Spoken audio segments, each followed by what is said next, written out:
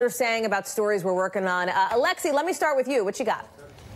So our sources are telling us at Axios that President Trump met with Chris Christie last night to talk about him being his next chief of staff. The source described Chris Christie as tough and loyal to President Trump, talking about how he was one of his earliest supporters.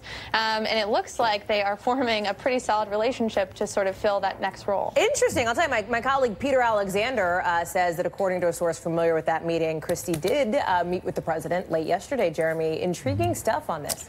That would really be something, you know, and Christie is one of these people who's smart enough and has known Trump long enough that he's not going to try to keep him in line, quote unquote, as so many people have learned is impossible when you are dealing with Donald Trump.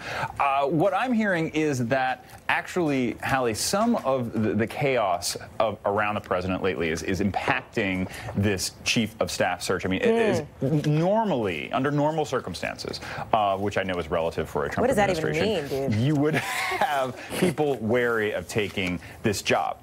We are beyond abnormal at this point, and there is an increasing concern. Republicans close are telling me that the next few months are going to make the last 6 look like a dress rehearsal in terms of the paralysis and the dysfunction, because not only do you have the Mueller investigation sprawling and assuming it wraps up in some type of logical conclusion with a report and more indictments, that's going to be a real pressure point on this administration.